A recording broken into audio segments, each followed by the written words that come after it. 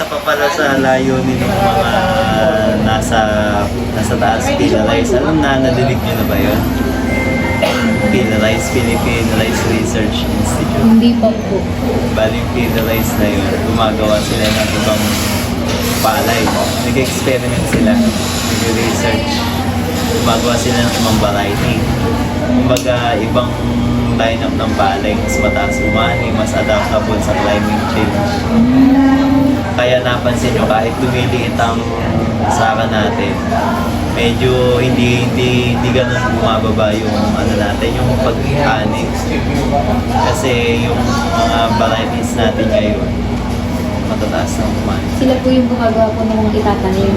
Meron na po dito makukuha na gano'n. Galing po sa kanila. Oo, galing sa kanila. Ang gagawin kasi nila, magbibreed sila ng palay. Ang gagawin ng mga nagbibreed ng palay na yan, ng PILA-RICE, bibilin yung mga binhi, bibili ng mga seed grower.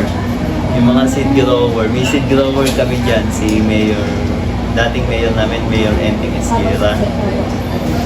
Tapos, may bukid siya, nabili na niya yung binhi, tatanim niya yun. Tapos yung nakaupo dito si Ma'am Alex, seed inspector siya, inspect niya yung palay kung nakapasa pa siya sa mga, kung wala banda mo, malinis ba. Pagka inani yun yung gagawing binhi. Bibili namin munisipyo, tapos ipamimigay sa magsasaka. Libre po yun sa Oo, basta naka-register sa amin, naka-register ng mga magsasaka sa amin. Tapos hindi lang yun, meron pang binhi na galing sa national, galing PILA-RICE din, yung mga seed growers din sila. Bali meron po pala dito, tapos meron pa po yung natutulog. So, sapat naman po na nakakapagbigay sa mga farm. Bukod doon, may pataba pa sila. Fertilizer discount voucher. Kumbaga, halos lahat ng pangangailangan nila. Pero sa kami yung makinarya din pinamimigay. Kailangan kasi sa makinarya, kailangan, hindi kasi pwedeng ibigay ng individual. Kailangan ibigay yung sasamahan. Kailangan mga magsasaka natin dito sa Pulilo. Yung mga samahan sila. Gagawa sila ng letter kung papasa sa probinsya, tapos makakarating sa region at national. Alam ko may mga qualification pa doon para pasok. May mabibigay na traktora. Kaya, Sinabi din ni Sir. o kaya harvester.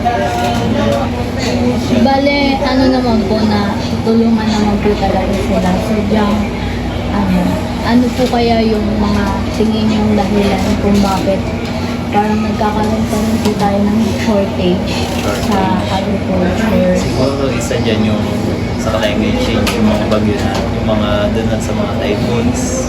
Kasi nagka-climate change. Mas umiinit yung temperatura.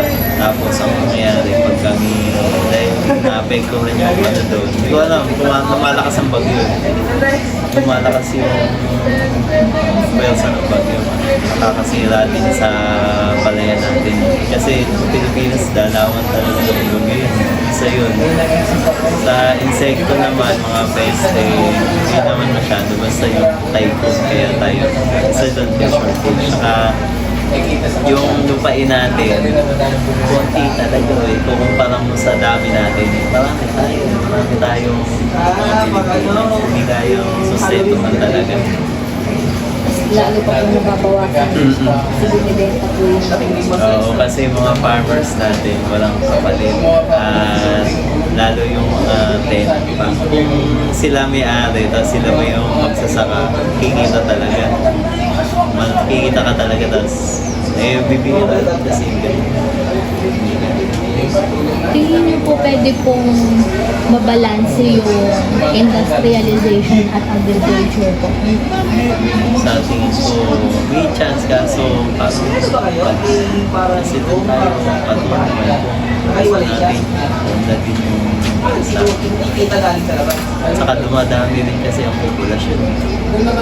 Kaya yung mga sakat talaga, malaking chance na